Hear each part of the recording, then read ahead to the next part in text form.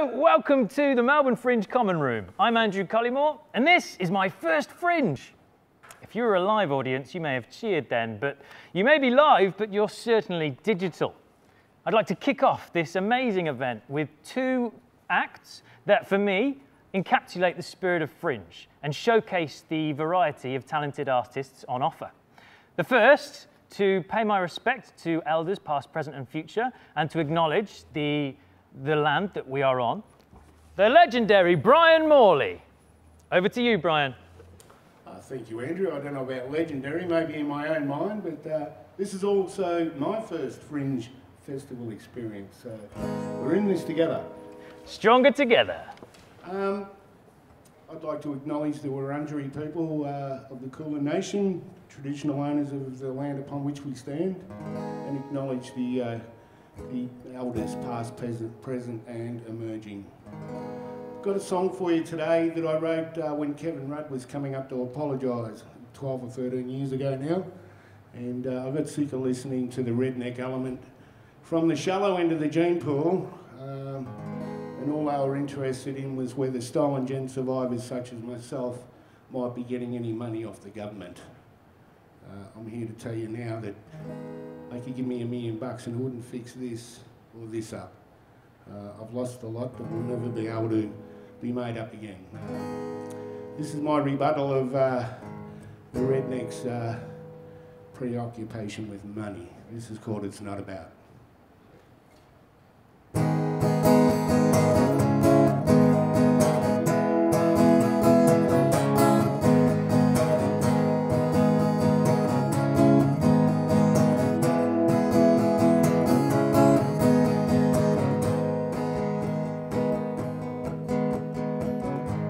It's not about the money,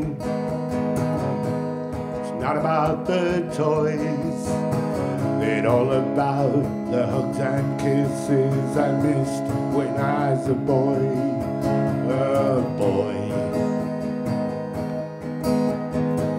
It's not about the trips away or the shoes upon my feet. It's all about my brother gone and my sister not to meet, not to meet. It's not about intentions, the road to hell is paved. It's all about the damage done, how many can be saved, can be saved. You told me I was better off, I should be glad. I say to you, you would not know, no wonder I've been sad. You told me I was better off, I should be glad. I say to you, you would not know, no wonder I've been mad.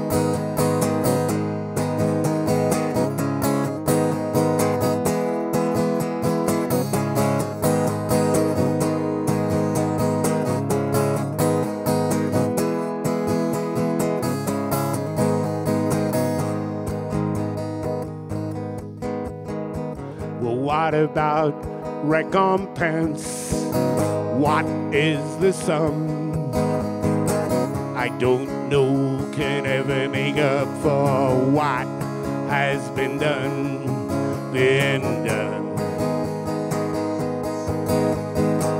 It's not about the trip of guilt on the boardwalk of shame.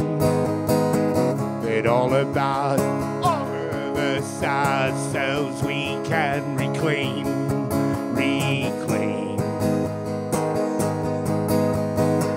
You told me I was better off, I should be glad. I say to you, you would not know, no wonder I've been bad. You told me I was better off, I should be glad. I say to you, you would not know, no wonder I've been sad. No wonder I've been mad. No wonder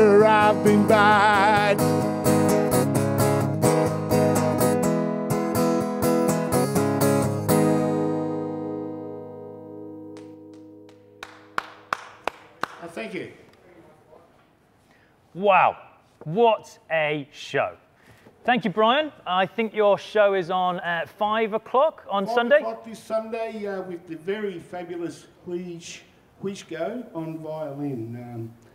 I think we make a bit of magic together, and it's a 10-song set that we've got for you on Sunday here on the Fringe Festival. Wow, absolutely wonderful. Thank you so much, Brian. Thank you, Andrew. You're welcome. Please do make sure you check out Brian on Sunday. And now for something completely different. We have Erica Hansen from Red Mill Review. Over to you, Erica.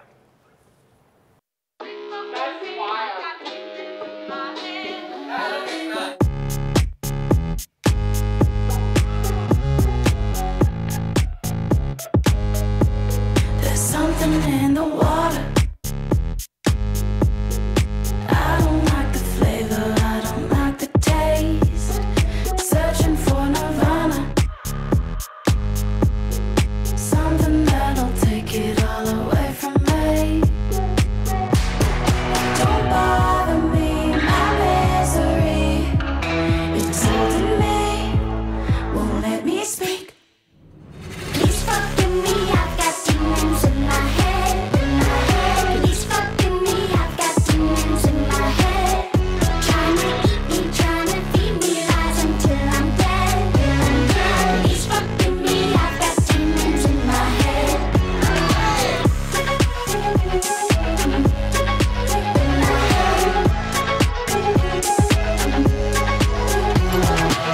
It's creeping in, it's gonna get me by the end of the night. I'm sinking deeper, still I'm reaching for the end of the light.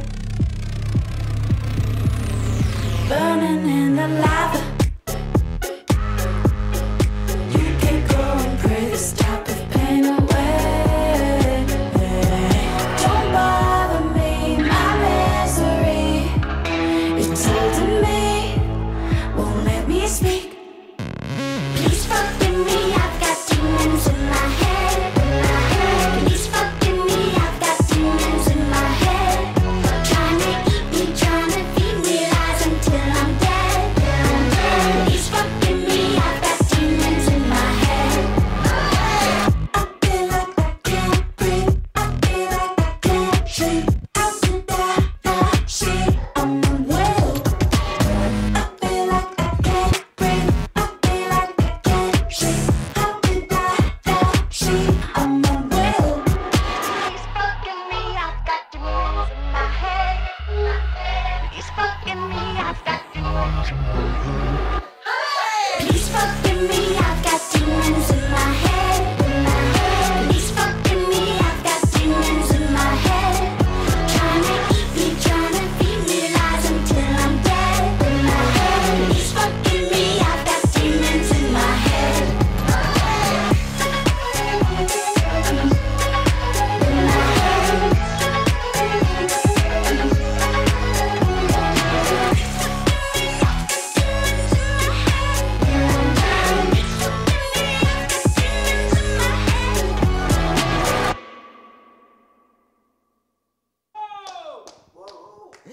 Ayika Handsome, ladies and gentlemen. So you can catch Ayika in our production of Red Mill Review as part of Red Mill Productions. We are performing on Monday, Tuesday, and Friday and Saturday nights as part of Digital Fringe. We have a collection of performers from burlesque, circus, drag, and comedy. So do feel free to check us out online as part of Melbourne's Digital Fringe. And back to you, Andrew. Thank you. And now for something about the main feature. This is my initiative, and it was an idea cooked up in Melbourne's infamous 112-day lockdown, and will now be realised on Donut Day 18. That's a big fat 0 cases for the state of Victoria for new COVID-19 cases. So I could not have done this without the ongoing support of Melbourne Fringe and Philmonic Melbourne. So I have 3 more special guests, Bernard, Glyn and Ollie, to talk about Philmonic Melbourne. Over to you, Bernard. Our live events were all cancelled, along with everybody else in the entertainment industry. And Philmonic's all about fostering connections between filmmakers and artists using live events and film screenings. So we set a challenge for ourselves to create a platform that would maintain a creative momentum for our people. Somewhere they could create films, really film anything, and premiere them in a public screening. And by doing that, we could keep their collaborations going when all the other festivals were closing down. Absolutely wonderful. So just a little bit more information. We are, along with Iffy and Lawrence, the board of Philharmonic Melbourne, and we host monthly screenings that turned into streamings. And this is what inspired me to do COVID Creatives, the documentary. So Glenn, would you like to say some more? Yeah, so just as Bernard was saying, I think continuing online just is within the ethos of the Kino movement. We're part of an international movement. And yeah, the idea of the original ethos of Kino itself was to not let anything stop you, not let excuses stop you, and just make something with whatever you have available to you. And just get together with your friends and just have fun making stuff. And so other Kino groups, mostly in Europe, they started moving online first, and so that inspired us to try moving online, and here we are. Great. And Ollie at the end, the special effects master, he obviously cuts together all of these wonderful premiere and trailers and little bits of special effects magic.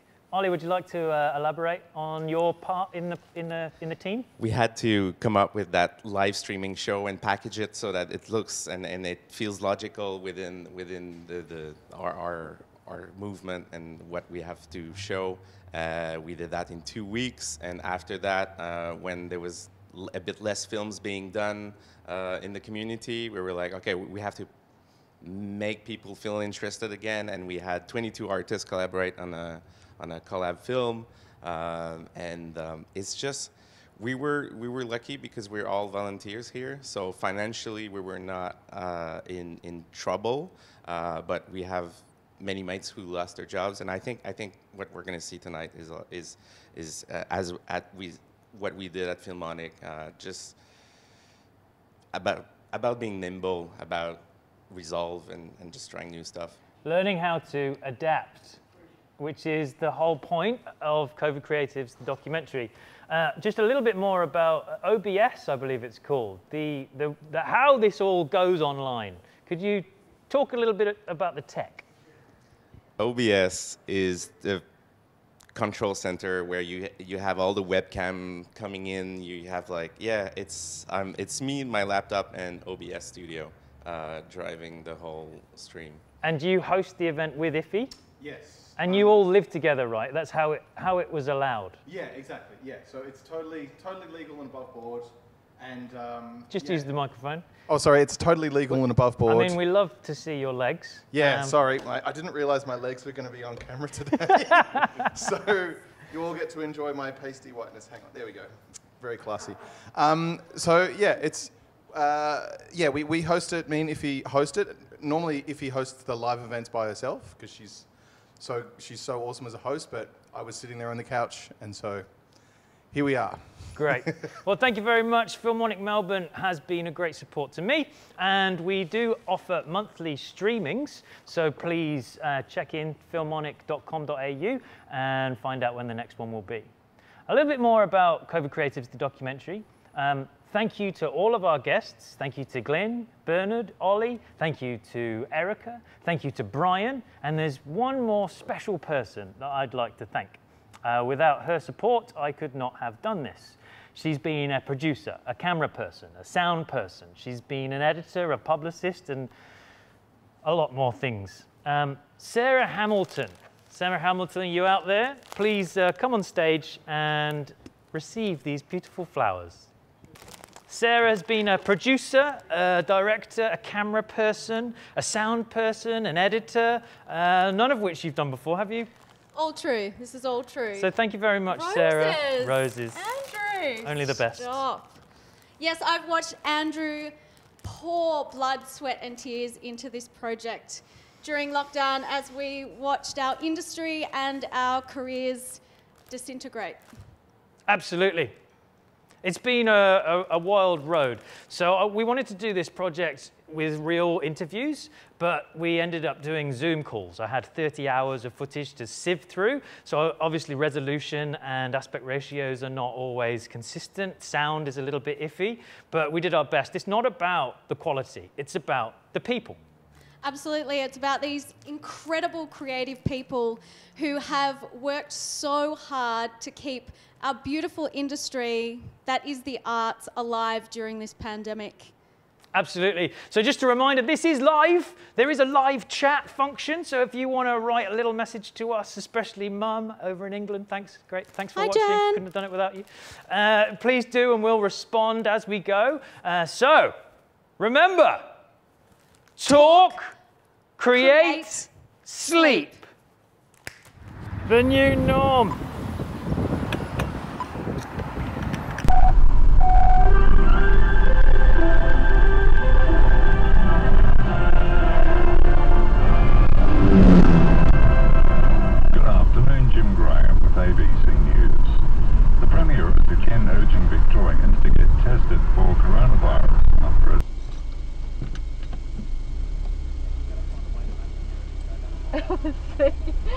How intense was it? So we've just had our brains scraped. I think we will get a text message if negative and a phone call if positive.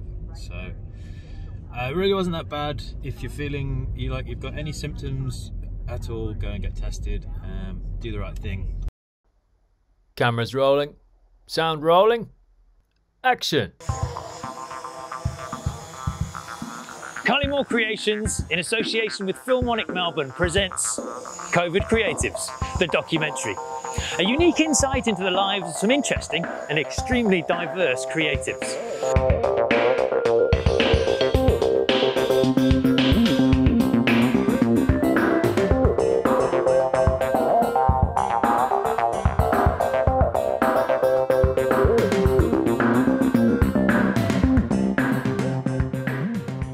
Helping Wendy file the accounts? You came to the right place. Let's go. Blood everywhere, Hamish. Oh, I've got a band-aid. take me to emergency. Oh, smile. Why can't I stop thinking about it? It's like 1,000 November. The snow has gone! Why? You! Kate, I am a gentleman. My theory is, as the rain descends, love is restored to family and friends.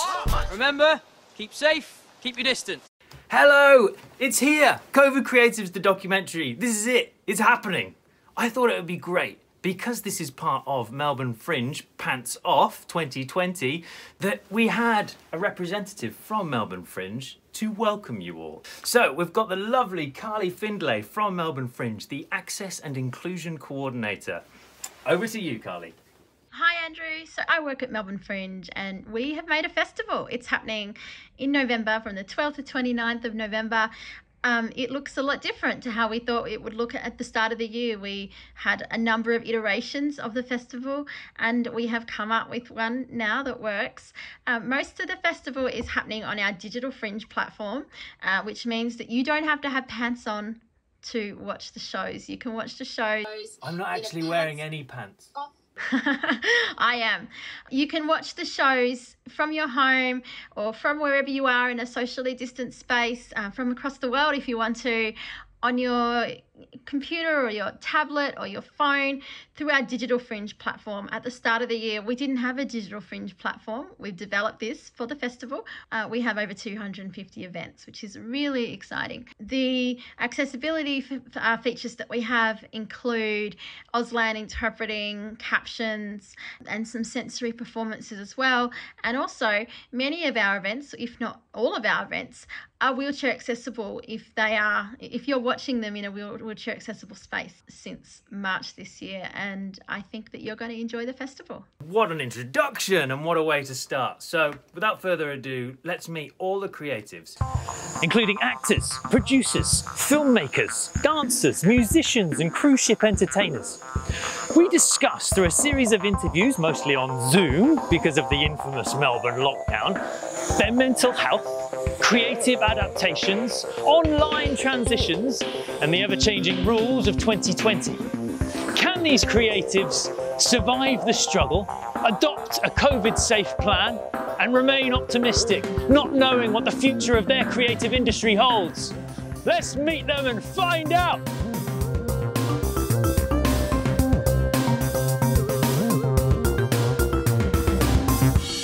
COVID creatives. I started dialogues with over 60 creatives from all over the world, including England, Ireland, Germany, Holland, and right here in Australia. These interviews took place from August through to November 2020 and pivoted on 3 questions. The first question is, what do you do? And what is your creative niche?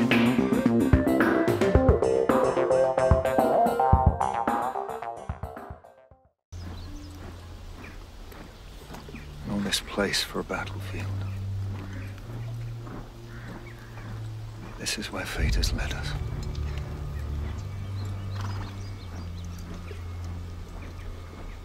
Bring me my horse. My horse.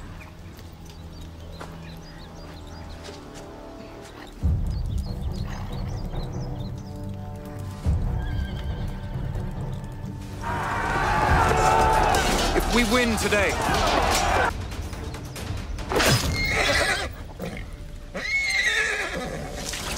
will have many horses to choose from. My name's Joseph Milson. I'm an actor. I've been an actor for close to 30 years, earning a living. Film, television, theatre, radio, voiceover, teaching drama, writing a bit of screenplays, but mainly acting. My job is to creatively to interpret scripts written by other people and make sure they're not shit, and that people will pay money to watch them in whatever form that is, which sounds simple but can be really difficult. I'm a psychologist and have been working with creatives and artists and performers as a specialty for around 5 years now, as it's a high-risk mental health group. And I used to work in the arts, so this is a really important thing that I'm passionate about working in, and have been so lucky to help so many artists over the years, and was approached by Fringe a few years ago to work with them both on workshops for artists and for staff.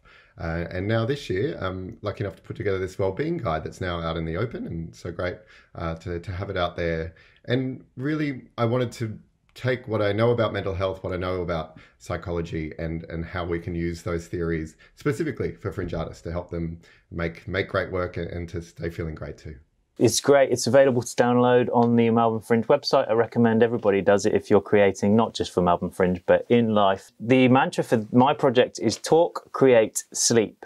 And I know that you're a big advocate for sleep, and I just wanted you to elaborate on that if you could. Sleep is so important for everyone. It's a time when we renew both physiologically, our body, but also psychologically, a time where we've been pushed to our mental capacity. It's a time where we can really renew and give ourselves the capacity to create again. And especially for Fringe artists, if you think about a Fringe festival, it's a time when you are often pushed to the limits. You are incredibly busy. It's incredibly, you're really pushed to your capacity during a festival. So it's so important to make sure the sleep is happening then, because to be creative takes a huge amount of cognitive power.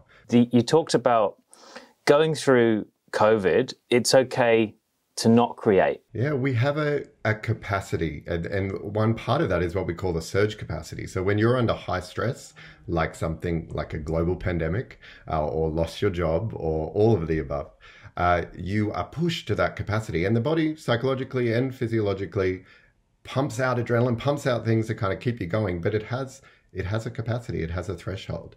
And when you're trying to push yourself to continue to be creative at a time when your brain is quite literally unable to think in abstract ways, unable to think creatively, it creates a lot of stress. And until you replenish and renew, that's just, going to be incredibly challenging and perhaps incredibly anxiety provoking to continue to try and expect the same things from your brain when it's in a very, different circumstance.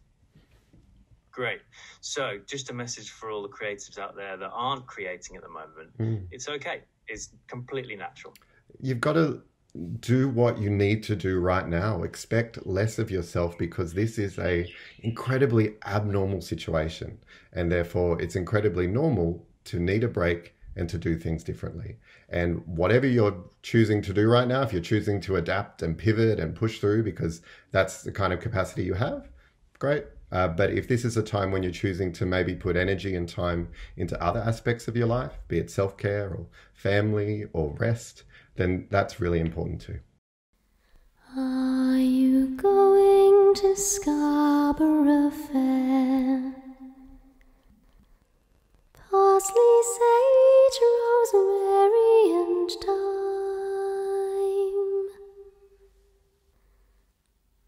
Remember me to one who lives there.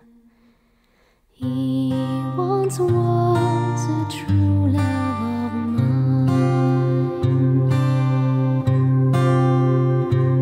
My name is Marley van der Bijl, and I am an actress-singer. I'm originally from South Africa. Then I moved to Melbourne right before the pawpaw struck the fan.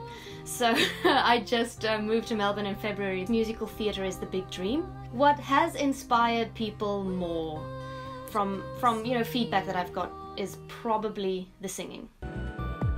I do modelling. You know, nude modelling? Is that what you want me to call you? Daddy. Hello, my name's Sarah Lamberg. I'm a filmmaker. I started off as an actor when I was this small, and these days I make films.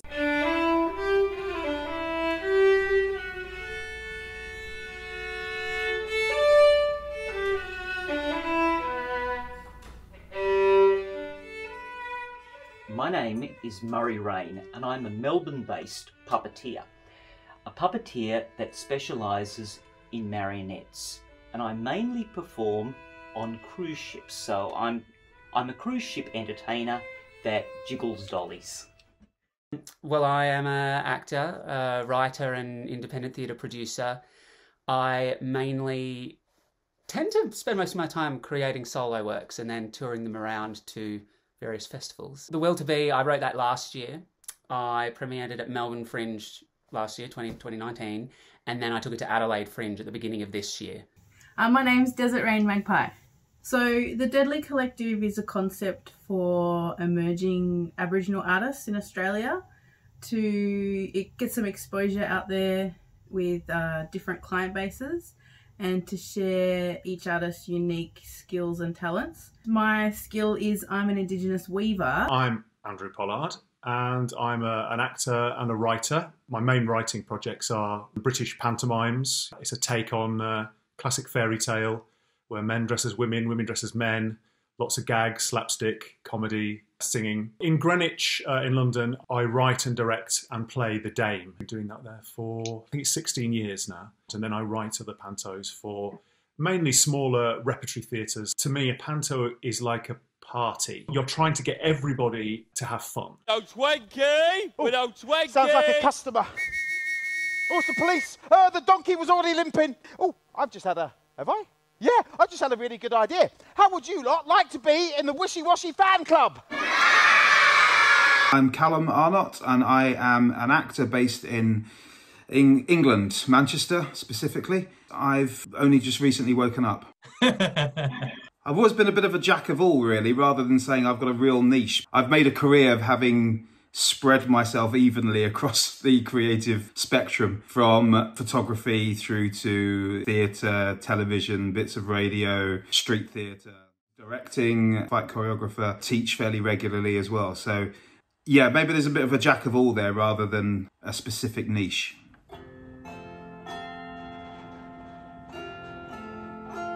Hello, you filthy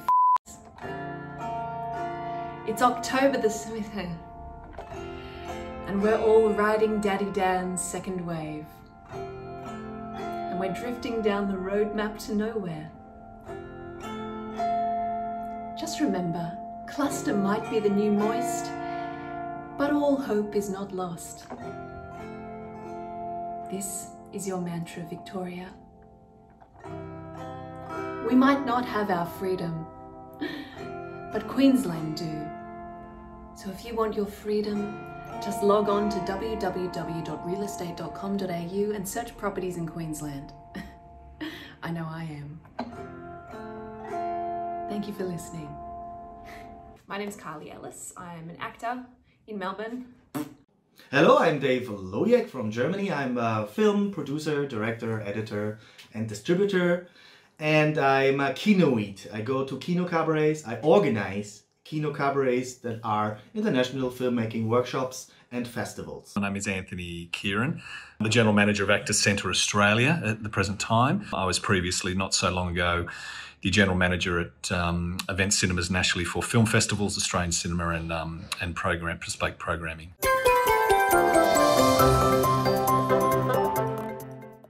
So I am Nick Larkin. I call myself the Chief Dreamer, the executive producer for a company called MEI, or Millennium Entertainment International. My name is Clark Joseph Edwards, and I am a puppeteer. A working puppeteer? A working puppeteer, yes. Mainly puppetry is my niche. Hello, my name's Kerry Ashcroft. I'm an actor and a puppeteer, and I run a theatre company called Tiny Light from here in Oxford in the United Kingdom, making work for babies and children. And we've just come back from Iceland, where we performed our show Pop. These are two of the puppets. The International Puppetry Festival in the north of Iceland, and amazingly, despite a pandemic and reduced audience numbers and increased safety measures, they really made it work, and it was amazing to be performing live again after months and months of nothing. I'm Charlie Mycroft. I'm an actor, a fight director, a producer, a voiceover artist, all of which are very quiet at the moment. I am a London-based theatre maker and puppeteer for adult audience. My puppet is usually life-size with quite realistic face, and also often the puppet face is cast from my face, but when I paint it, it looks different. But what I do is I perform with a puppet alongside, and I am visible. Also, I have a character, and then we interact with each other. Often the puppet character is a ghost or just an illusion, and the theme could be really dark, like lost memories. The head of performing arts at Prahran High School, and I'm the president of Drama Victoria, and Drama Victoria is the state association for drama educators in Victoria. So our organisation looks after primary, secondary and tertiary drama education professionals.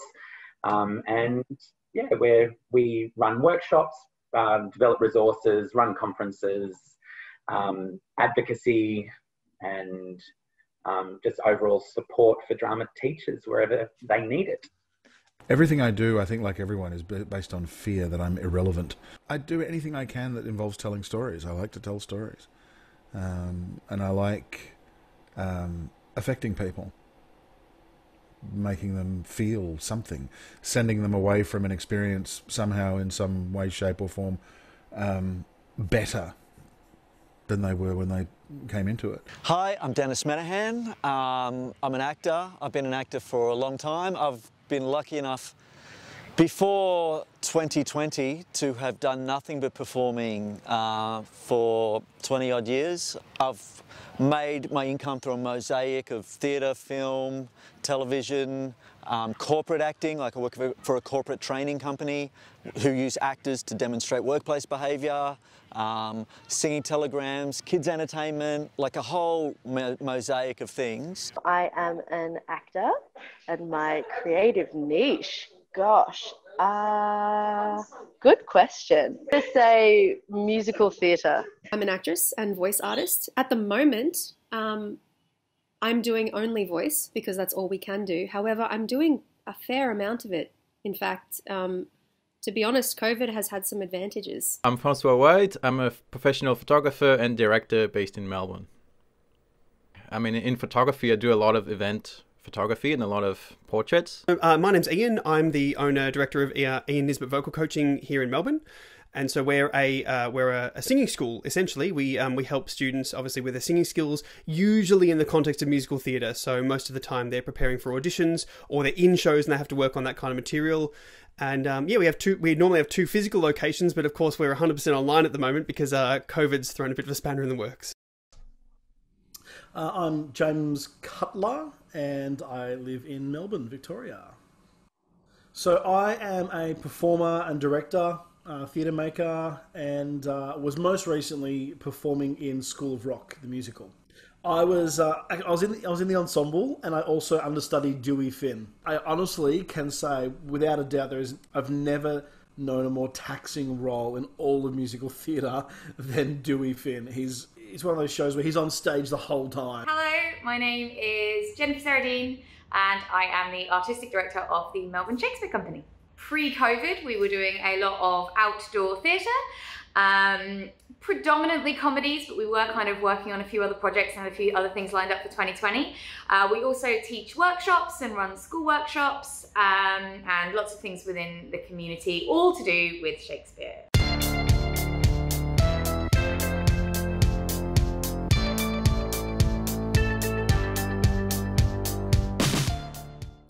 I'm Sally McLean. I'm an actor and a director and a writer based in Melbourne, Australia. Currently, my creative niche is doing the web series Shakespeare Republic, which has been going since 2015 and is pretty much been my life through lockdown this time round as well, with a new season for the series.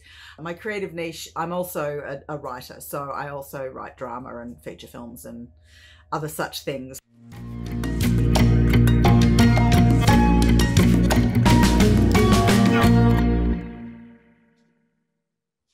Hey, he's there. Marcel is connecting to audio. Yes. Yes. Nice. I'm an actor. Next to it, I write. Spend an hour doing sensory work. Spend an hour doing character work. I need a space. I need a motherfucking schedule. Midnight, start at midnight. Start at midnight. You'll feel inspired. You're going to work on your own. Every day it's the Olympics for us. I can't tell you this enough. People go to New York and LA, I feel excited. No, motherfucker, nothing changed. And most of you will give up. Get it right. No one can give you that but you. And you're the only one that can take it away from yourself. Hi, I'm Peter Carlos. How are you all? What I do is I teach acting for a living. And I encourage people to get up and work as hard as they should. That's a big part of it. It's not just teaching acting. It's like, get up, get out there, make it happen, do something. Look, as far as teachers, there's 3 amazing teachers that were in my life. There's Stella Adler, Mark Marno, who was at the Lee Strasberg Institute. I was with Mark for about 8 years. I was with Stella herself for 3 years in the mid to late 80s. And then a guy that brought all this together was an amazing actor. His name is Barry Primus. So Barry was very good at making the skills you learn as an actor, making them practical. What does it mean to be the best at what you do? Who decides you are the best? I studied to become a lawyer even though I dreamt of making films. Growing up in an immigrant family, being the best meant studying to gain a respectable profession and make an honest living. But while I was studying, doctors discovered a tumor between my lungs and heart. Instantly, my priorities shifted, and I was told that I might not have much time left. Well, I'm a filmmaker based in Sydney, Australia, and I've been making films since I was about 13. So yes, I did actually have another career as a solicitor, and I studied to be a lawyer for many years, worked as a lawyer, and somewhere along the line realized, you know what, I think making films is actually the most important thing for me. Yeah, so I guess I started out as an actor when I was a kid, and I realized that I wanted to be behind the camera, directing weird, wonderful, quirky, out there kind of things. So I guess my niche is it kind of varies between a layer of comedy that you're not quite sure if it's supposed to be funny or serious, and then somewhere else which is kind of weird, wonderful midnight movie experimental extravaganza. And somewhere along the line, I kind of started making more reality-based media, and then now I'm kind of circling back to making more scripted, interesting, weird and wonderful dramas again. Well, my name is Josh Hayes. I'm a freelance graphic artist. Examples of my work will appear now. I mainly specialise in branding for tech startups and various other internet ventures.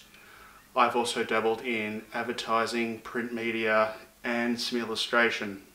Whilst being self-employed, I have since branched out to acting and creative writing. My role is Head of Education Development for the Australian Shakespeare Company. And I think my creative niche is taking the big ideas and characters within Shakespeare and making them as accessible and fun and engaging for young people as possible. So as young as 5 up to teenagers and then into adults as well. Creatively, I make films. I'm a filmmaker. I love to write. And I've just started doing some animation. Any news on Tent Man? Nobody responded to the picture, and I can't find his face in the archives. You're a favourite for the 100 free in Glasgow. It will be if you can sort my shoulder out. Yeah, we'll see what we can do. This is wonderful. My name is Philip Evans. Also Philip Hayden. What do? Like many artists, I do many things. I'm an actor. I run an acting studio called the Howard Fine Acting Studio. I'm also a sometime director and sometime producer, and I used to run a theatre festival for 4 years. My creative niche, I guess, is being a jack of all trades, but I'm looking to perhaps reduce that down to being maybe 3 core things as we move forward.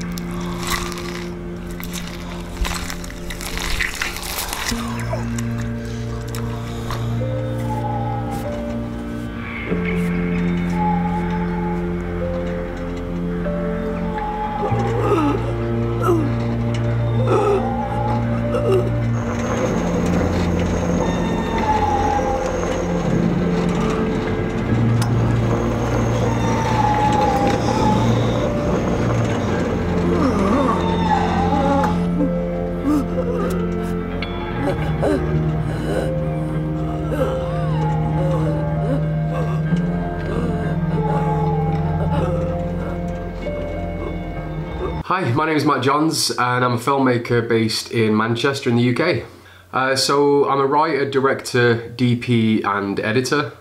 So I make my own films, shorts, dramas, that kind of stuff, developing a feature. But for bread and butter, I'm a freelance writer, director, DP and editor. So yeah, I shoot stuff, I cut stuff, I light stuff, I just do things. So I'm a composer and sound designer. I started out as a musician and over the years working in theatre, moved into sound designing for theatre, composing, mainly for theatre, but sometimes get asked to do it for film. I've been doing music for about 20 years and composing and sound design for maybe 5 years. What's my niche? I love taking original audio recordings. I love doing location recordings. Nothing like using original sort of raw footage when you sound design. Obviously, sometimes you have to use stock footage, but I'm really into very original sounds. My name is Mei Ling and I'm normally a filmmaker. I write the scripts and normally I produce my own films and I direct it. This year has been very slow. My parents they're living in Shanghai, and so they got impacted by COVID way before Australia, when Australia was still living in that false optimism of it won't touch us. And I lived through SARS when I was in medical school. So there was a lot of, I think there was a lot of post-traumatic distress got brought up. Hi, I'm Murray Enders. I'm the lead videographer for C2 Films, Australia's premier wedding videography business, amongst other things. I've got a Sony a7S III with a Zeiss 50mm f1.4 prime, eye tracking autofocus. Look at that. So I've got a $7,000 webcam, basically. Amazing. And you, Adrian? And I'm Adrian, and I'm the creative producer of C2 Films. I got the old version for the moment. I've got the A7R III and the Sigma 35 f1.2. What we do as wedding videographers is capture a client's wedding, all the way from getting dressed in the morning till the end of the party, if that's what they want captured. Sometimes they'd prefer to cut it off a little earlier before it gets a little too hairy. We specialize in client interface, because what we've learned in the industry, you could be the best videographer in the world, you could have the fanciest camera, but if they don't enjoy their day, they're not going to enjoy their video. So I'm Shu Lee. I live in Australia, Sydney. I'm a retail assistant officially, but in my spare time I'm a musician and a filmmaker. I write music, play the piano, and use that in my filmmaking. And my filmmaking, I make short films mostly, and I like to make experimental, environmental films related to memory and family, things like that. I do lots of things. Over the years, I've been working in the arts for nearly 30 years. Everything from an actor to a tour manager, an event manager, coordinator, producer, a drama tutor, drama teacher, and everything in between to pay the bills. A casting assistant for casting directors around Melbourne. I've been a third AD, everything within the arts and festivals and events and international and local. So people are my thing. Company management, people and logistics, I would, if in a nutshell, in the arts.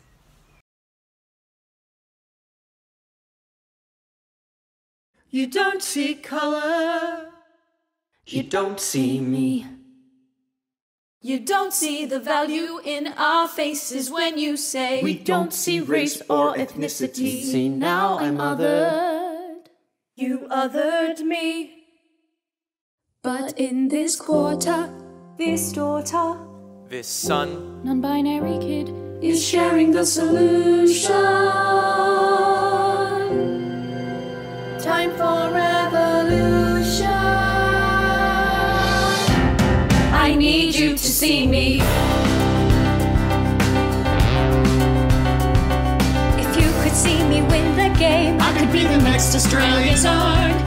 If you could readjust your frame, I've got talents to be shown. I've got a world to conquer. I'm getting stronger. I'm holding to my destiny.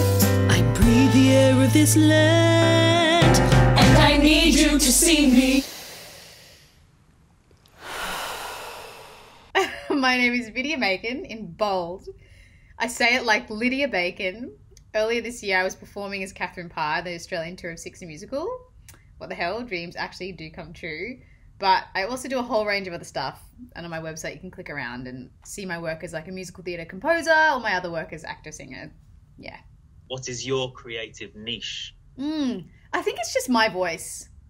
And like my voice is... I've realised, I didn't realise this at the beginning of doing this thing that is the arts, but it is kind of different just from who I am and my experience and the way that I walk around in the world. It just is really different to a lot of people who work in particularly musical theatre. And so I found that just like being me, it sounds so wanky and lame, but it's true. Just like getting more comfortable with just me. That seems to be something people really want to listen to. I don't like go out of my way to make statements, or I've been called in, especially the last few weeks, a leader. Like a lot of people like, we love the way that you're taking the responsibility of being a leader in this time. But I have never thought about that. It's never been a conscious thing. It's always just me saying something that I feel in my heart, and I just am talking, and people seem to really listen to that. And I just think that is really to my experience that is different. So my whole career, 40 years, has been as an actor in the industry. Along the way, I've also worked with schools and education format through the business as well. For the previous 3 years, virtually, I was a member of the National Theatre in London, touring throughout the UK and internationally the production of Warhorse. I'm Richard Stott. I'm a comedian, I'm an actor. I'm from Yorkshire, but I'm based in London. I actually worked in the theatre industry for 10 years, behind the scenes and as an actor, not that successfully as an actor, because what I was finding is I was having trouble getting cast because I have a disability of my left hand. It looks completely different to my right hand. It's a visible disability. And this, you know, you start getting the feeling that people are put off by this when casting things. So I moved into writing my own work. I started writing a one-man show called Wretched, because the definition of wretched is a thing of poor quality, and it was about, you know, defining yourself as a thing of poor quality, obviously tongue-in-cheek. Now, the further I wrote it, the more it started lending itself to the medium of stand-up comedy. And I went to the Edinburgh Festival with it as a stand-up comedy show with some theatrical aspects woven into it. And it was a show about disability in the arts, growing up with a disability, and using it as a jumping off point to more sort of like social commentary. And I never really looked back, really went down the stand-up road because I love it. You don't have to deal with actors. You don't have to deal with, you know, having to rely on other people. You've just got yourself, your notes. You can be as good as you want to be. You can be as slightly tipsy as you want to be on stage. You know, you're not letting anybody else down but yourself. I really felt I was taking control of my career. So we did another show at the Edinburgh Fringe, and that got great reviews. We got second best joke at the Edinburgh Fringe that year. So that was a surprise to me because I'm not much of a one-liner writer. Can you remember the joke? Yeah, it was somebody's stolen my antidepressants. I don't know who they are, but I hope they're happy. I am Laura Watts. I work for the Royal Shakespeare Company, and I am a wigs and makeup artist. Here we are. Wikipedia, a site that you can trust. It says the Royal Shakespeare Company is a major British theatre company based in Stratford-upon-Avon, Warwickshire, which is where you are. And the company employs over 1,000 staff and produces over 20 productions a year. So we are quite a niche department. We are a production department, so we produce all our own wigs. We are a running department, so we run the shows and also maintenance. So hello, I'm Dickon Tyrrell, and I'm an actor. I've been an actor now for almost 30 years, and a director, and I teach acting as well, I suppose. So if I had to teach an actor to do one thing and be clear about one thing, to have absolute specificity, it would be their objective. Why are you there and what do you want? So, and those two things have to burn. Otherwise, it's very confusing. Also, your objective needs to be very simple, a very basic, recognizable human need. So the story I always love to talk about is Silence of the Lambs. And Anthony Hopkins had loads of, you know, he wants this, he wants that, he wants that. And eventually with his acting coach, they boil it down to he just wants to be friends with Clarice. And that's it. So that as actors, don't overthink it. It's something very simple. So that's the advice. And that's what I've learned over the years as well. So I always try to remind myself to follow that through as well.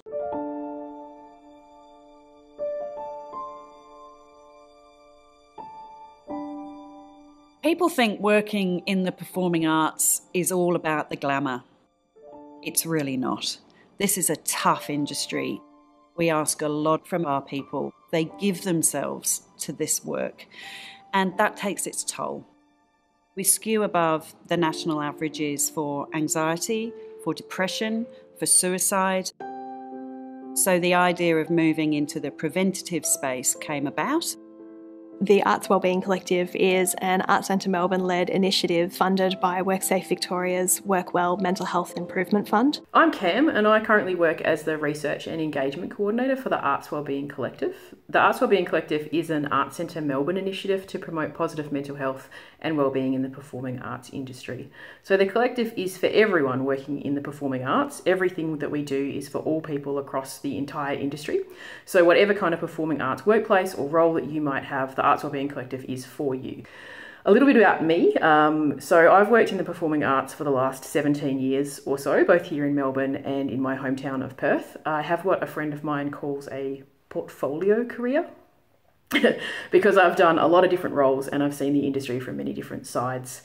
I've worked in arts administration, touring, marketing, catering and events as a mech in a lot of different front of house roles, including managing the front of house department at the South Bank Theatre for a number of years. I'm also a writer, especially of poems, and am an intermittent drag performer and MC with some of my queer, trans and non-binary mates. So what do we do in the Arts Wellbeing Collective? So the Arts Wellbeing Collective is a tailored, prevention-focused mental health program to help address the unique challenges of the performing arts. And it truly is a collective. If we want to change the culture, systems, structures and ways we do things across the industry, the only way to do so is together. Hi, my name is Ruth Jones and I am a dancer and choreographer and now visual artist. Hi, my name is Mia. I am an actor. Camera's rolling. Camera's rolling. Sounds good. Clap. I'm Ryan Hawke and I'm an actor from Melbourne. So I am predominantly in stage shows and my niche is comedy. Can you give us a bit of a Toad impression? Oh yeah, I suppose. Oh, hello animals! There you go. I was literally walking through Sunshine the other day and I saw your very famous cow. My name's John Kelly and I just have to say that one wag went on social media called it I had to respond by saying actually an artist, an Italian artist actually candied and sold it for the equivalent weight in gold and did very well. He's in numerous museums across the world. So as an artist I've been variously described as an awkward bugger by an Irish writer. Also in the Guangzhou Triennale I was described as a free radical. Cross a lot of boundaries in terms of media, from sculpture to printmaking to painting, of course, and then they break down into monumental sculpture, etc. And of course, writing has been a part of that as well. Christina Tedesco Kelly. Mainly I do installation, or I have done installation using textiles, but at the moment I'm concentrating on drawing. I love drawing with pen. Welcome to our Sash World. I'm Sarah. I'm Tash. And together we are Sash. Hi there, my name is Sarah Hamilton. I am an actress, singer, puppeteer and also the co-founder and director of a children's entertainment company called Sash Entertainment. I have tried to keep my career as diverse as possible to stay in employment. So creative niche is entertainment. What are you wearing, Joe? I'm wearing a dressing gown. Environmental death. Well, good job, I'll be dead. No tree will I plant, no hole in our branch. Call me a racist, I pretend I don't understand. My opinions on equality have a rather fascist slant. I'm alright, thanks. I'm just a Muppet man. Yeah, cool. So, what are we doing? The second question is, has the pandemic impacted you or your business? And how have you adapted to survive? I have 2 children of my own and a stepson to provide for, so it's not an option for me not to earn money. So I adapted immediately. I took it seriously straight away, and within a week or two I was working in a supermarket. I went from playing the lead role in the West End to stacking shelves at a supermarket. Did that for a couple of months. And gradually I was finding out other ways to supplement my income. I adapted a large wardrobe in my son's bedroom into a sound studio, just got a decent microphone, a bit of soundproofing, and have managed to record a bit of radio, audio drama in there through clever adapted digital means. I've done drama teaching, acting teaching and masterclasses over Zoom with drama schools in America and England. Early on in the process as well, it's worth mentioning, I had COVID in March, a very strong case. I didn't need to go to hospital, but I had an extreme cough.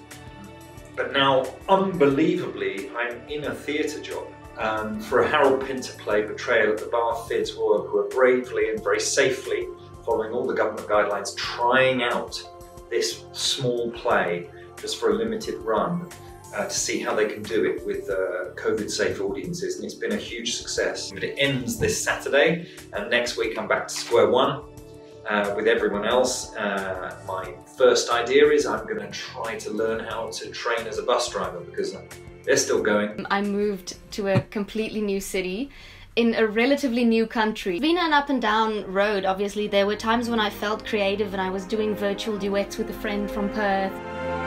I had a dream my life would be so different from this hell I live in. As well as this Lego stop motion video that you heard me sing on. Starry, starry night,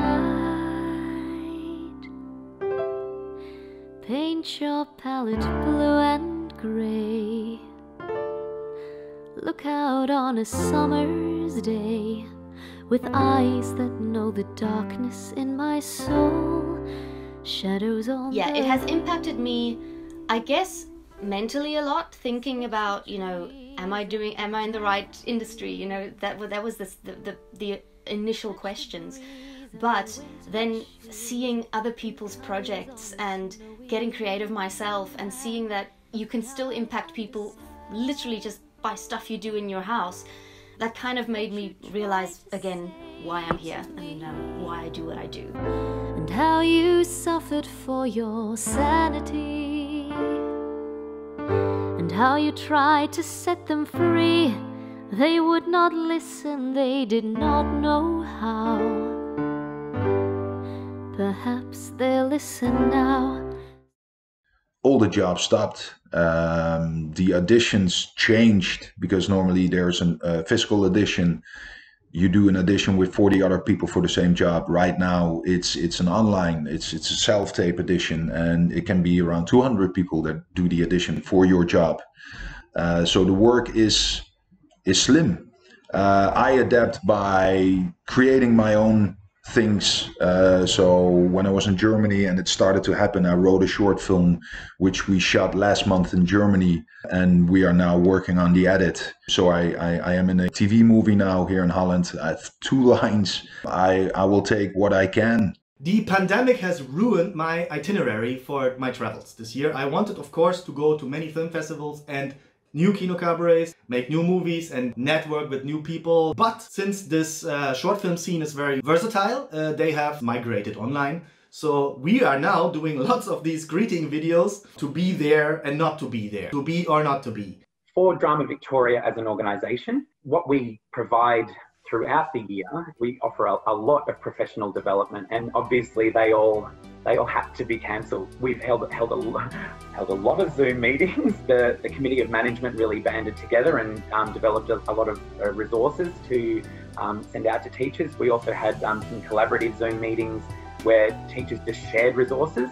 It's actually been really beautiful to see the collegiality and generosity of drama educators coming together in this time, and sharing their experiences on how to use digital platforms to engage students. I was a huge fan of Drama Victoria's annual conference this year. It was online and it was absolutely spectacular.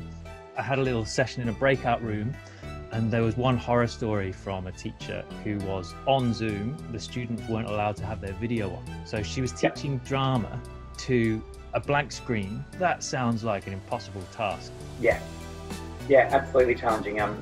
Some schools have had just a no camera rule. That's been the other struggle that I've had this year.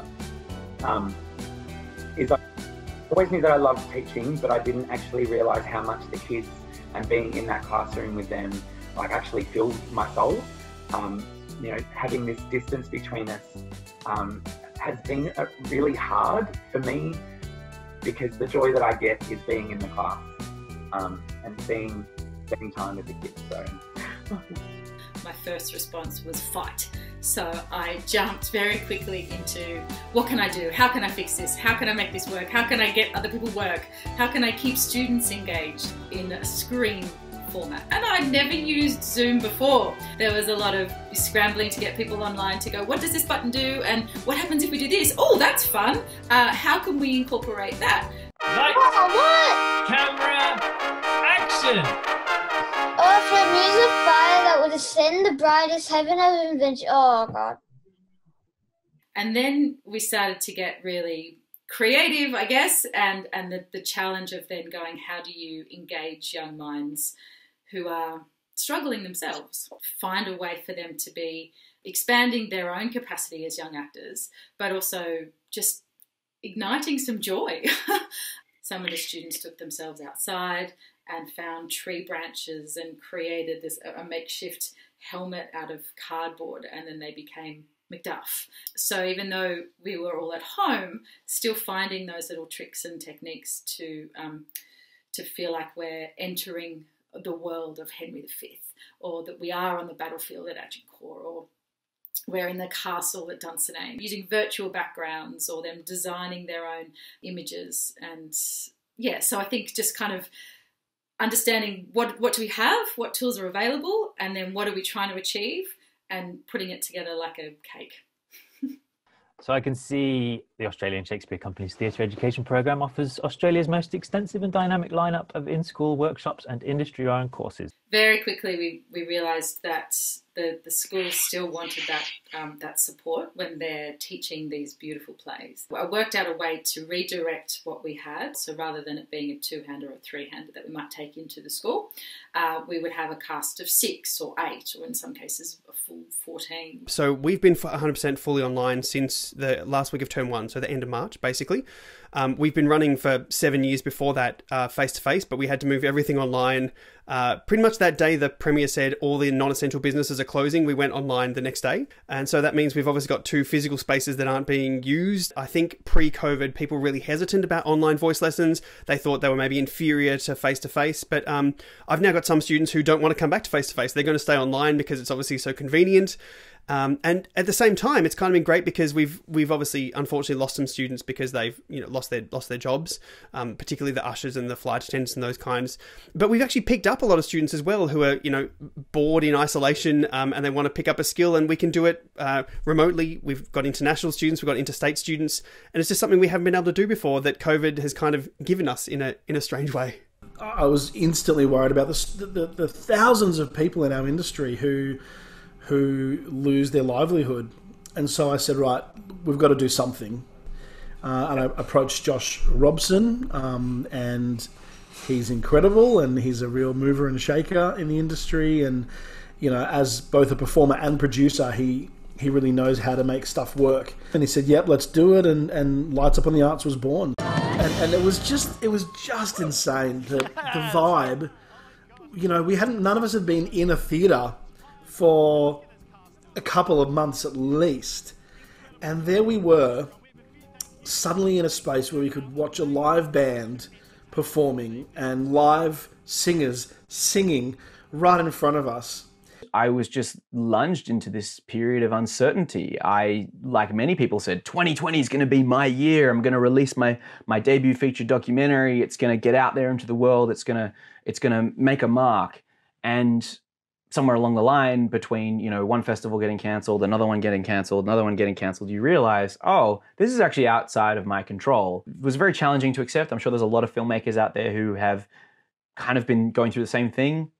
They had this dream of doing something in a cinema, having those face-to-face reactions, and now it's kind of transitioned to this new way of experiencing media online. And then the second thing is getting back in touch with my love for animation. A lot of these amazing Czech animators like Jan Svankmajer, Jiří Bara, Jiří Trinka, they made the ordinary extraordinary. And I thought, well, I can't have the command of a big film set right now for obvious reasons. What's something I can do just myself with a few merry participants online? Well, I can write an animated film. Shot one, take one. Action. These aren't the drops you're looking for.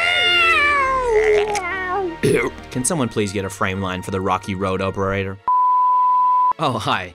My name's Joshua Belinfonte, and I made Sugar Wars. It was just such a fun exercise of just thinking back, what are my favorite films? Oh, I used to love crime fiction. Let's do something on that. I'll do something on candy bars in the time of crime fiction, and what happens when the cinemas close. Oh, well, the candy bar comes alive, kind of like Toy Story. Let's do something about candy bars reenacting their favorite crime fiction films. Great. Focus on the process rather than the product, the end result, and just make stuff and just be really in love with that process of making. And then it's a bonus if you're able to screen it and possibly build something that's moving and getting bigger like a snowball, so that you do have something of a following that maybe wouldn't even have happened if you were screening your films in cinemas. As I said, I've done nothing but perform for 20 years, and then in March, my work didn't just go down, it completely shut down, as did pretty much everyone I know. Because it was everyone, there's this sense of we're all in it together. And as soon as the work all shut down and disappeared, I've gone from performer to labourer, grinding rust off metal poles, removing a prickly pear, building pallet racking, building a shed. Just the variety has been amazing. Not much performing, a bit of performing. I've been doing some online performing, online corporate training work, online, a bit of online singing telegrams, crashing people's Zoom birthday parties. I mean, I've been lucky that I haven't been ill, but as you say, a lot of my work, especially my writing, is writing for Christmas, and pretty much the companies I write for have decided to postpone that. So none of the companies I write for, including Greenwich, have decided to do Panto this year. There are some companies who are doing socially distanced theatre shows, but the thing about Panto here in the UK is often it's so popular that it helps pay for the rest of the year for a lot of smaller companies. That money that they make, helps them do smaller shows, shows that are a bit more serious, that might not get bigger audiences. And of course, without it, they're suffering. And of course, the performing side as well. Like there's been, in lockdown, there was no theatre. I mean, I was lucky that I had some writing to do. Oh yes, it has. Yes, absolutely. There's some days that are just really difficult to get out of bed, to be honest. Like it's depressing. Since the first Melbourne lockdown, everyone was at their homes and super frustrated. And it actually started off with me hosting these online parties, and they kind of evolved from just having, drinks and dancing together and doing a bit of karaoke together. And then from that, a friend that was comedian decided her own online comedy club called Unmuted Comedy. Since first Melbourne lockdown, I was like, I am not having any more of this lockdown. I'm going to South Australia. So I'm actually doing an artist in residency in South Australia now.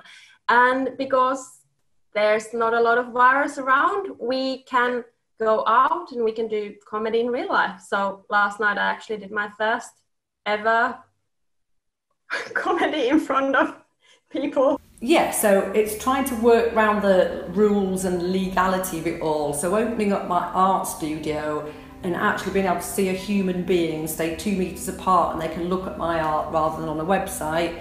If you live locally to me in Manchester, good old England, I can still teach a class one-to-one because I've done my risk assessments or whatever, but I live opposite a green.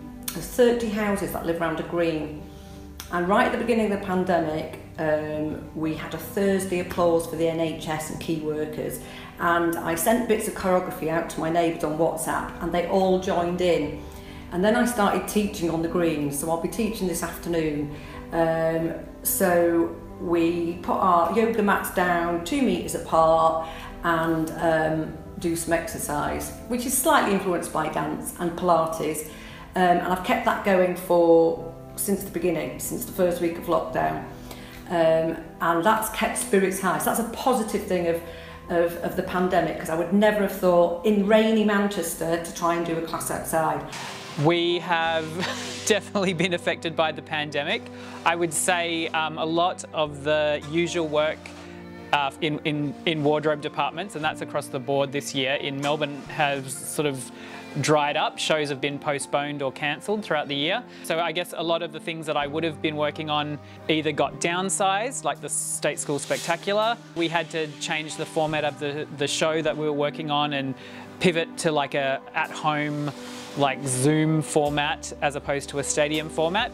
So I still had to kind of coordinate and figure out how to get costuming to our principal cast, but without fittings and without getting to see them. So there was a lot of costume by mail in a way. Or there was an opera that I was booked to design for August this year, which has been pushed back to 2021. I know I pivoted mid-year and I started making a lot of masks. I put my sewing skills to use that way, masks for the COVID effort. Murray has been very busy during lockdown, sort of creating a whole new set of characters for his cabaret puppetry act. And he's been keeping me very busy, because while I haven't had that much on, I've been making outfits for his various marionettes. And it's been good because I don't have to wear a mask when I'm around them, and I could work on them during lockdown. The pandemic. I was in Japan when it hit, and after I returned, I thought, oh, this might last a few weeks. So there's likely to be no cruises for a while and no puppet shows. What can I do?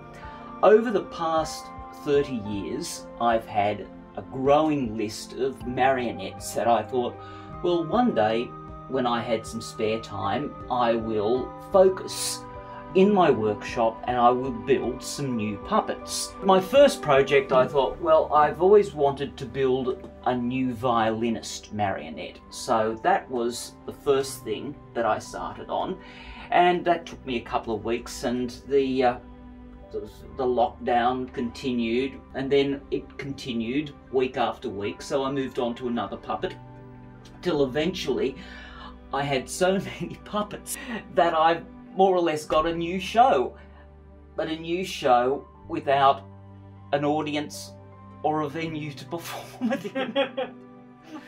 In lockdown this year, I started a small business, born out of a combination of necessity, I lost my job, and also comfort. I love to paint, I love to draw. It's something that I think I've always gravitated towards in times of my life where I felt lost or confused.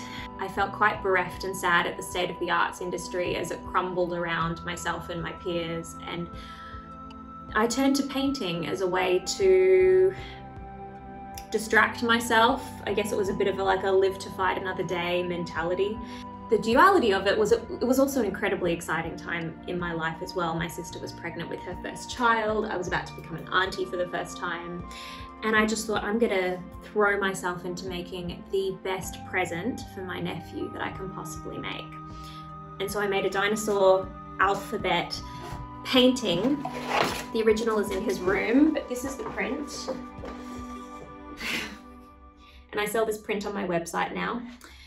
And so I contacted a local fine art studio and they turned it into a print for me. I put it online expecting to sell maybe one or two, and I was overwhelmed with the number of sales I had in the first week. It feels really cool. It's something that was born out of a time when I felt quite confused and disconnected from myself and my industry, that something quite joyful came out of all of that. Now this year, we were supposed to tour that show, but it didn't happen because of, well, I'll give you a guess of why it might not have happened this year.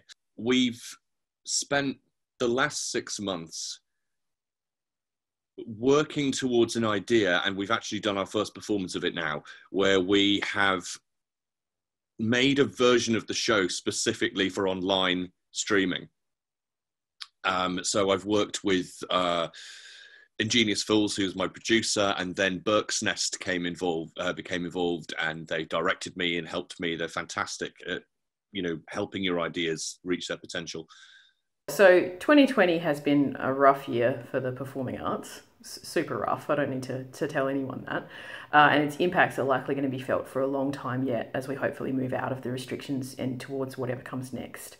What's been really interesting for us at the Arts Wellbeing Collective is that so many of the issues were already present in the industry, and they've just really been amplified by this time that we're currently in. So there aren't so much many new problems, it's more that the old problems have gotten so big that no one can look away from them anymore. So for the Arts Wellbeing Collective, we've been very busy this year. We've seen an increase in awareness of the importance of mental health and wellbeing across the sector, which is creating more positive actions, which is really heartening to see. We've also seen an increase in demand for our services and engagement with them, which is great. That's awesome. We're so glad that this program was launched a few years ago and was in a position to be able to contribute back to the performing arts community during this time rather than trying to make it in this time from scratch. Like everyone, we've been adapting to working away from our normal environments, doing all of our normally very in-person work online, and spending that time really listening to folks all the way across the industry about how we can come back better and thrive beyond this time. Yes, unfortunately for me and the rest of our company, we were out in Australia. So we spent January in Melbourne, February and into March in Sydney, and then headed across to Perth in March. Once we'd arrived into Perth, we had a 10-day holiday period and were then due to open. But unfortunately, within that 10 days, the decision had to be taken by the theatre and our management to cancel the show. One of the things I did fairly early on was to create a vlog series based on Warhorse and the 3 years of my experience on the show, which was for schools. And so I created a 6-episode video vlog series looking at all the aspects of the show from its creation, the experience of being an actor in the show, the rehearsal process, the design process, the performance process, all the aspects of puppetry, and then just the practicalities of what it's like being an actor touring not only in the UK, which I'm used to doing,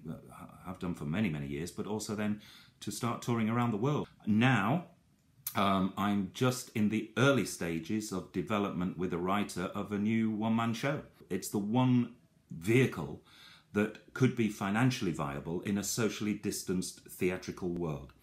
And certainly talking to the theatre contacts that I know in the UK, this is exactly the kind of stuff that they're looking for through the spring up to summer next year. Warhorse has a cast of 34 and a touring company of 70. There's no way on this earth that Warhorse will be back in our theatres before next summer at the very, very earliest. To be honest, COVID has had some advantages in the voice world. So that's been fantastic to kind of have the industry open up their perspective to look at talent outside of their local area. That's been fascinating because I've been getting more American auditions as well. In fact, I've started taking classes in dialects.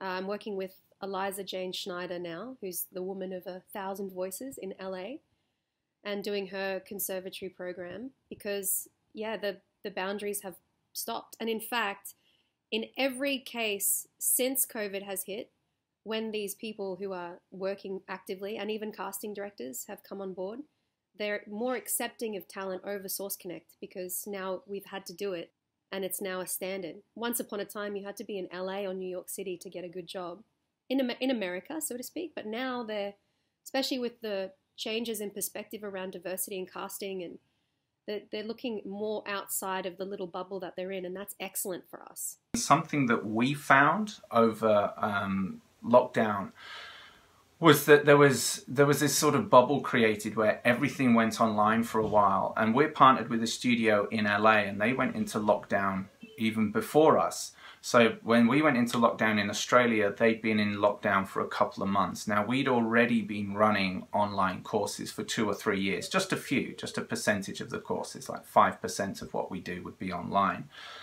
But they were in lockdown, and so they'd already gone into, over in LA, into delivering everything online. So when we caught up and we went into lockdown, they'd already pioneered a whole bunch of stuff that then we could piggyback on and learn from and add to with what we already knew from running courses online. And we also, as an institution, we have teachers in, you know, Canada, New York, LA, and here in Australia.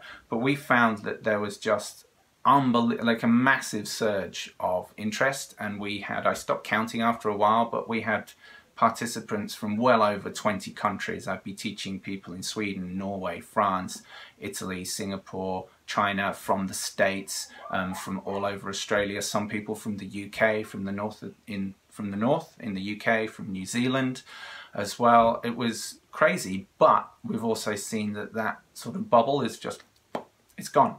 It's vanished now as various countries have gone back to opening up, or maybe they're just looking more inward, I don't know. But that's been really interesting, because there was a moment there when everything just felt global. Everything you were doing, it felt like the conversation was the same all over the world, and it was fascinating. And seeing people connect and be in these classes together and be on exactly the same page was amazing. Yeah, and I wonder if we can retain any of that now that we're going to go back to being more locally focused. Who knows? It's interesting. Yeah, well, prior to COVID, I never would have actually even considered teaching weaving online.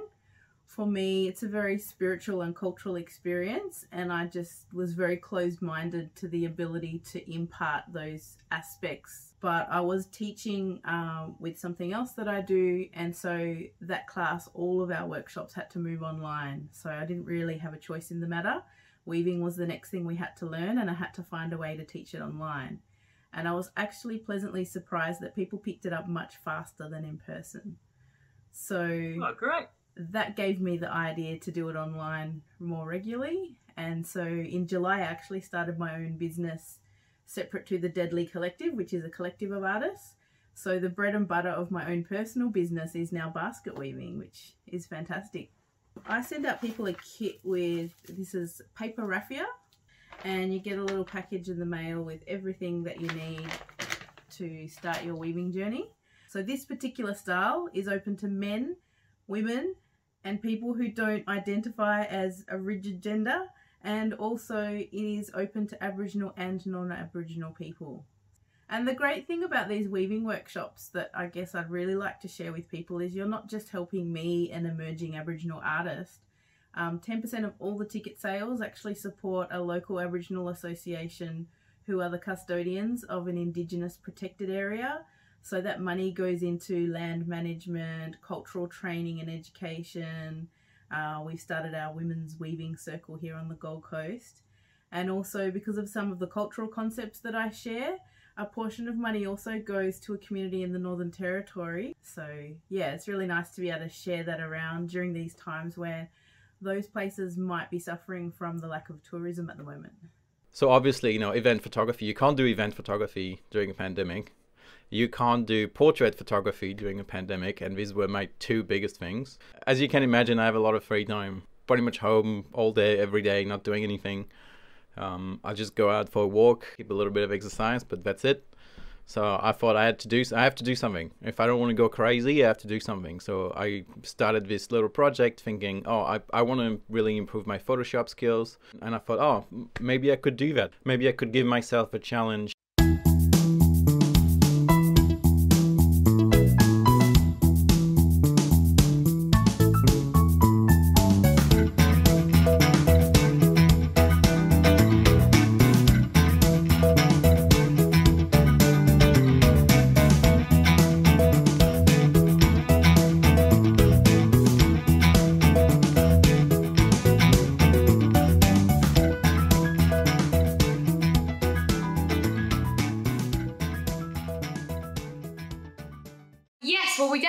We had a show on in March, so we had to cancel the second half of our season, which was obviously really difficult and something that obviously no one ever wants to experience, having done all the work. We then took the project online, so we luckily had already recorded one of our first shows.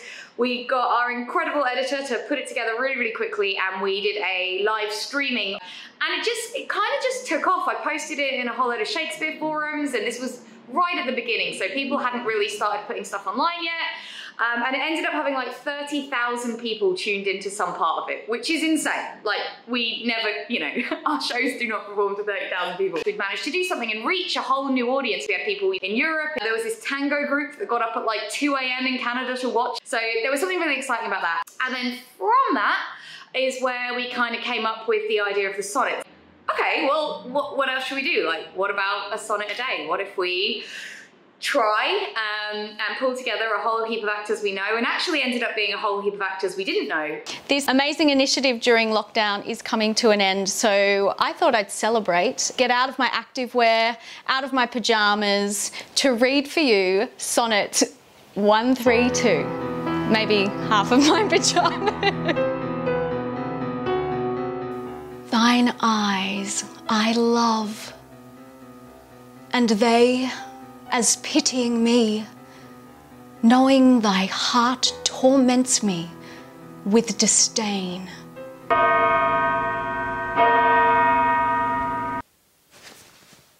You heard the bells, it's 6 p.m, and that means that it's time for Melbourne Shakespeare Company's Sonnet a Day. I produce children's or family entertainment. So we sort of, with the pandemic, or with COVID, we saw it roll across the planet slowly in our business. So I had shows scheduled. We had the first one cancelled in Singapore and then Malaysia and then Hong Kong. And then here in the UK, we were the first to close our industry on the 16th of March.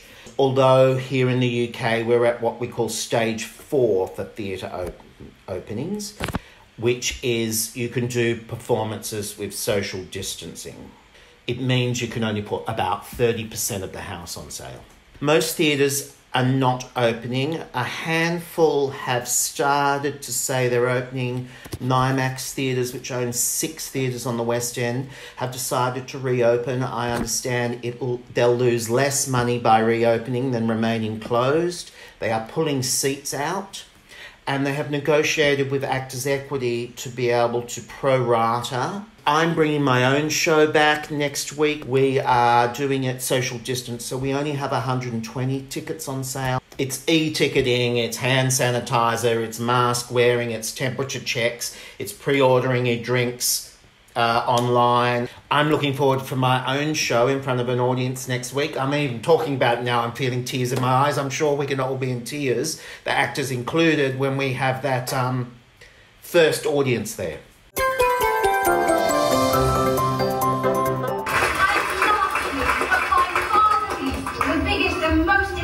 Thank you has to be to all of you, our audience, who have booked your tickets today. Thank you so much. Without you, we wouldn't be here performing and doing what we love best. So please keep buying tickets and please keep supporting the arts. Thank you so much. I collected, from the day Oscar, our son, was born, I collected every shoe he ever wore until he was 18. And on his 18th birthday, when I talk about installations, I put these shoes out in a long trail for him when he woke up to come down the stairs and follow his... From his bedroom to the kitchen. To the dining room. And 97 pairs anyway. And the idea was that I was going to draw them each, and I wanted to make a book for his 21st birthday, which is not this December, next December. But I'm going to do, so I'm busy during COVID drawing these 97 pairs of shoes, which I probably wouldn't be able to do unless it was for unless COVID had struck, because I'd be running around doing other things. Well, there's a little bit more there. She's also co-curator of the Think and Thank Garden and is instrumental in making this project happen. John became seriously ill a couple of years ago.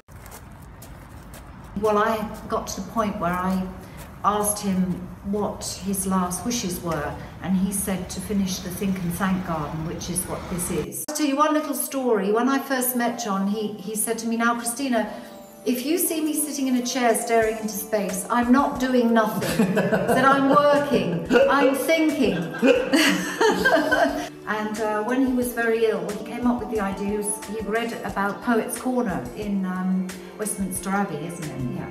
And where in abbeys and cathedrals it's traditional to, as you walk in, you'll see all sorts of here lies such and such, and in Poets Corner they have a particular area where all these amazing people have been buried. Finally in July this year there was a little opening in the lockdown, and we were able to lay the letter here in Marine Farm. And the letter was written in 1846 and published in the Times in London on Christmas Eve. It described what was happening on this peninsula, South Green. He describes graphically as to what was happening, what I refer to as on Baltimore, the Great Hunger, often described outside of Ireland as the Great Famine. And he came up with the idea of putting it in the Tate building, was that Henry Tate had this huge collection of art depicting mainly a lot of British colonial events, and there was nothing, absolutely nothing on depicting what was happening in Ireland, which was part of Britain in those days. This is basically what we're talking about. So there's the Tate. Grew out of a project where I was invited into the Gothenburg Biennale in Sweden. It was an old power station, very reminiscent of Melbourne on the docklands. I created a 40-foot container based on the Tate Modern, and it was covered in corten steel, and using a sea container it was able to transport the artwork, and it was exhibited outside the museum. And because the corten 40-foot container couldn't fit up our laneway here, I ended up making it out of glass. So now we're in the gutter.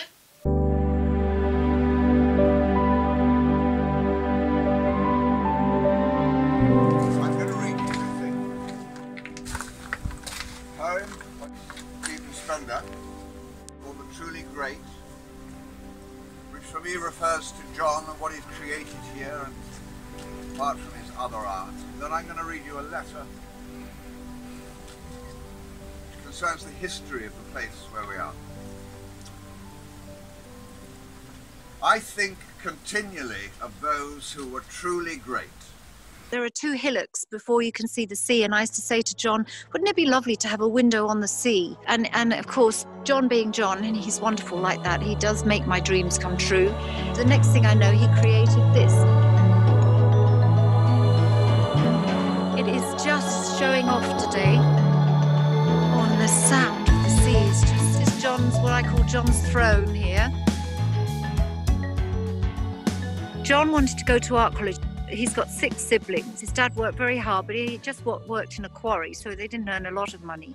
And John wanted to go to university or go to college, and his mother said, well, we can't afford it, John. And unbeknown to John, she'd seen on the side of a milk carton a Win-A-Wish competition. And she'd emptied the milk carton, cleaned it out, and put, her wish was for her son to go to university. And she wrapped it in Christmas paper and sent it off, and she won. She was picked. So the cow's shape is a bit like this milk carton. So although people might think it's odd to sort of say, well, his mum represented as a cow, but it's all the love and the devotion and the help that she gave portrayed in his work. And the man lifting cow is his mum and dad.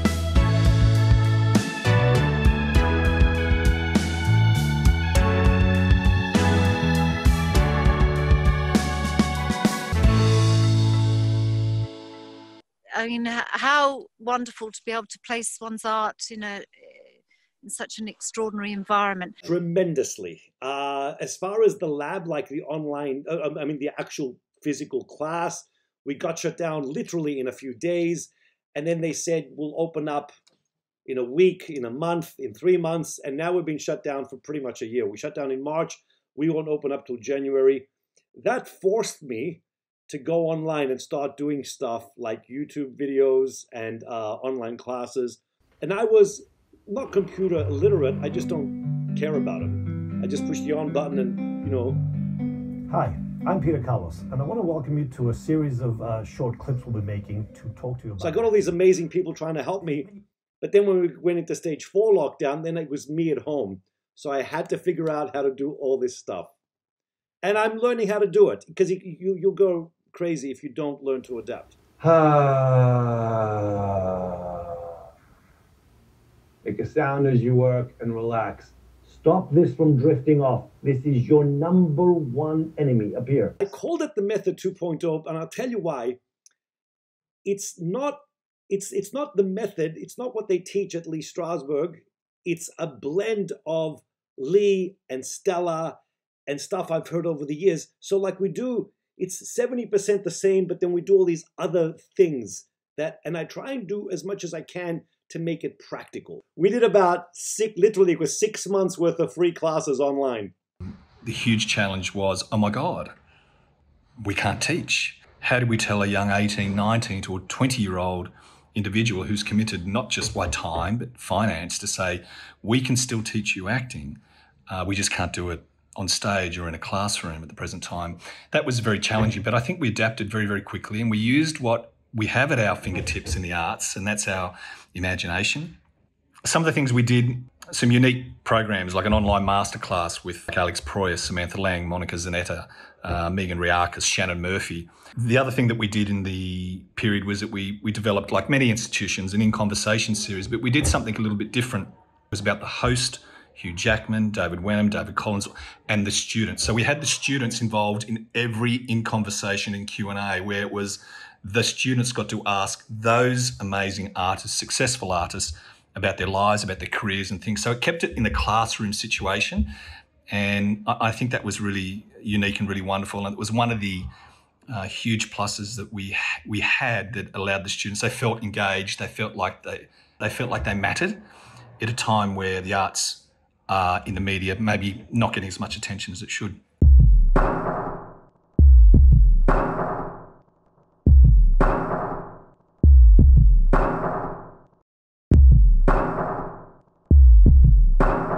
In March of this year, I was doing a live event, which was Shorts Relief, which was a film festival to raise money for the bushfire relief. And that was held at the Capitol Theatre in Melbourne, and I was the director and the producer for that.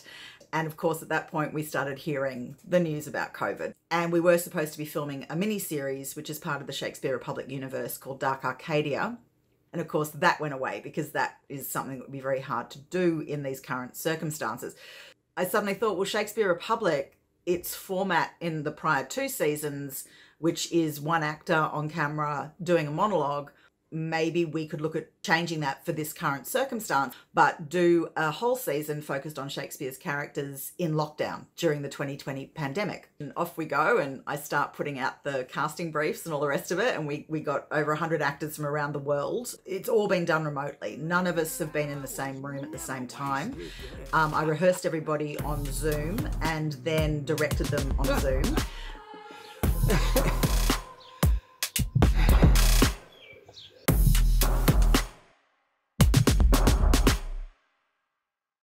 I first trained in voiceover in 2015 and then never did anything with it. 5 years later, I'm finally doing something about it and making it part of my practice. I'm learning how to run my practice more like a business. As much as I was saying, I'm not a hobbyist, I'm a professional, I actually feel like I'm learning more how to run it as a business, slowly, but without this slow down of everything, I wouldn't have been able to do this.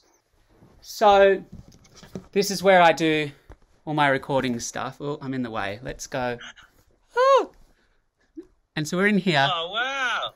It's quite spacious. I've got a full big, like IKEA shelves in there. That has all my, acting and writing stuff. And then we've baffled it all with a bunch of old doonas. I close the door, you immediately get this clearer sound.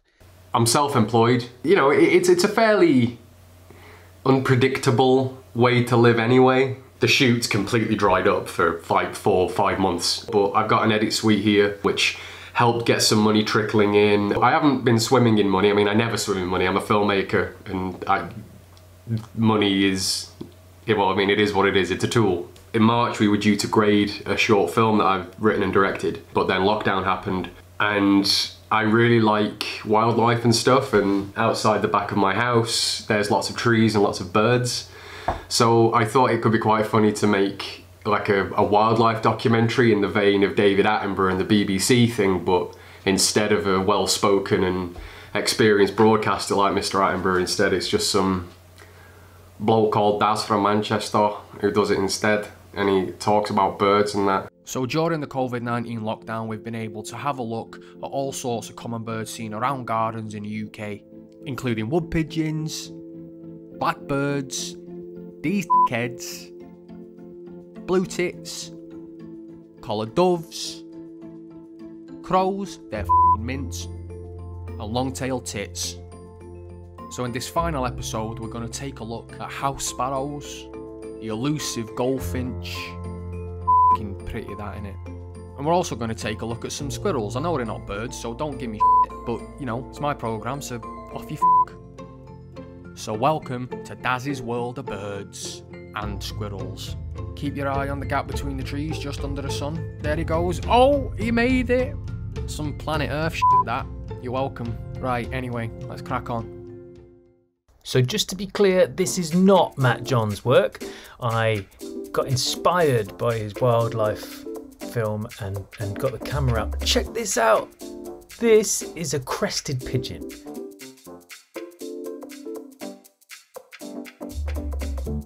This is an expecting myna. Oh, that is magical. Just magical. Of course, within seconds, my entire career that I've built crumbled, including my business, Sash Entertainment. So pretty quickly had to figure out a way to keep the business alive, and I put most of my energy into that during lockdown. We moved online and started a kids TV show called Sash TV on YouTube. TV. Quickly realised that market was saturated and started offering digital or virtual discos. Hi everyone, and welcome to your absolutely Sash virtual disco. My name is Sarah and I'm here to get this disco party started. Hey Andrew, are you ready to get this party started? The third question. Are you optimistic or pessimistic about the future of your creative industry? I'm optimistic. Look, I mean, the money situation is always pretty dire. One of the reasons it's so exciting is because of the International Actors Ensemble, which is a company I was part of the forming of back 5 years ago when we all met in London at the Globe. And even before the lockdown and the quarantine, I was Skyping actors in, like Jonathan from the US and Sergio from Mexico and Carol from Brazil and Valentina from London. They were, opening up Skype, plugging the computer into a big flat screen television, plonking it on top of the piano. What was that? Are you wearing toilet paper? Yes. Is that the reminds you? It is in high demand. It is a very expensive mask here in Melbourne.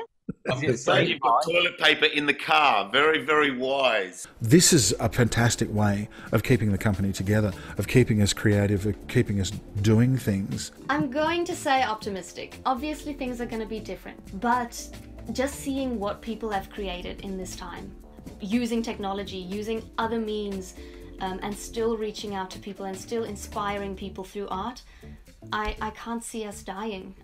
I'm a little bit on the fence at the moment.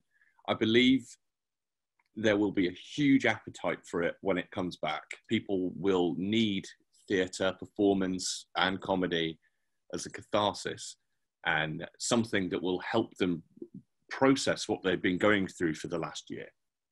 However, we've got the government telling us to retrain as different professions now.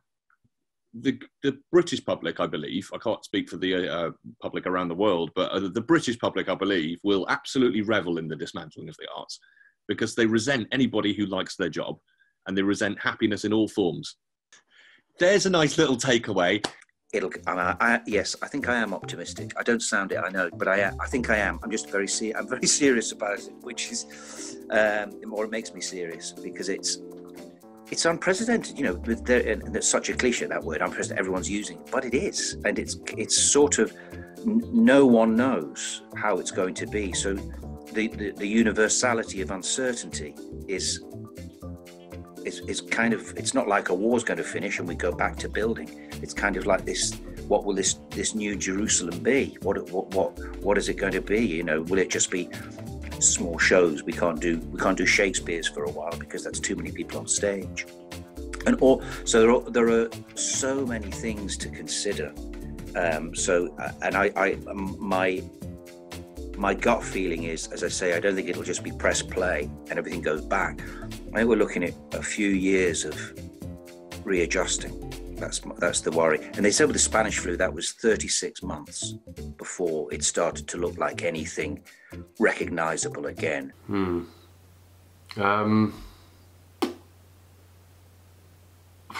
ambivalent. There's a lot of people struggling at the moment. Actors, crew, I know freelancers who are having to sell their equipment to make ends meet. Things are already beginning to adapt. Set etiquette is changing, and as far as like my own films go, it's kind of hard to get money anyway, and I think now it's going to become even harder. That's a very difficult one. Because I've made my living out of the cruise ships for the past 14 years, I really don't know where that industry is going to go, especially for niche acts such as puppeteers. I would hope that it's going to open a whole new world of entertainment, I think, for all of us that work in the creative entertainment industry.